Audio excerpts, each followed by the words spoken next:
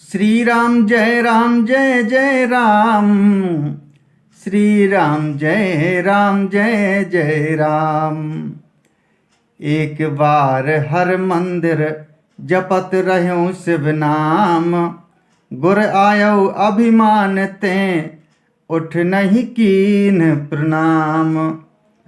एक दिन मैं शिव जी के मंदिर में शिव नाम जप रहा था।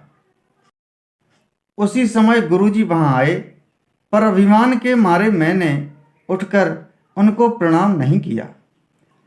सो दयाल नहीं कहो कछु और न रोस लवलेस। अति अघ गुर अपमानता सह नहीं सके महेश।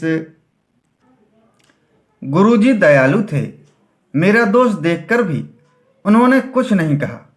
उनके हृदय में लेस मात्र भी क्रोध नहीं हुआ। पर गुरु का अपमान बहुत बड़ा पाप है, अतः महादेव जी उसे नहीं सह सके।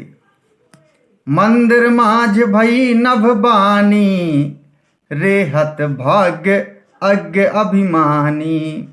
यद्यपि तब गुर के नहीं क्रोधा, अति कृपाल चित सम्यक बोधा।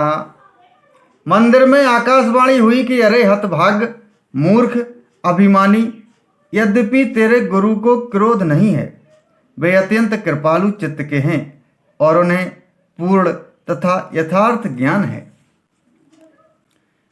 तदपि साप सठ देहूं तो ही, नीति विरोध सुहाई न मोही। जो नहीं दंड करो खल तोरा, भ्रष्ट होई श्रुति मार्ग मोरा। तो भी हे मूर्ख, तुझको मैं शाप दूंगा, क्योंकि नीति का विरोध मुझे अच्छा नहीं लगता। अरे दुष्ट, यदि मैं तुझे दंड ना दूं तो मेरा वेद मार्ग ही भ्रष्ट हो जाए। जे सठ गुर सन ईर्षा करही, रो रो नरक कोटि जुग परही। त्रिजग जोनि पुनि धरहि शरीरा, अयुत जन्म भरी पावहि पीरा। जो मूर्ख गुरु से ईर्ष्या करते हैं, वे करोड़ों युगों तक रो रो नरक में पड़े रहते हैं। फिर वहां से निकलकर वे त्रियक पशु पक्षी आदि योनियों में शरीर धारण करते हैं और 10,000 जन्मों तक दुख पाते रहते हैं। बैठी रहे सी अजगर इप पापी, सर्प हो ही खल मल मति व्यापी। महाबिटप कोटर महु जाई, रहु अधमाधम अधगति पाई। अरे पापी, तू गुरु के सामने अजगर की भांति बैठा रहा। रे दुष्ट, तेरी बुद्धि पाप से ढक गई है, अतः तू सर्प हो जा।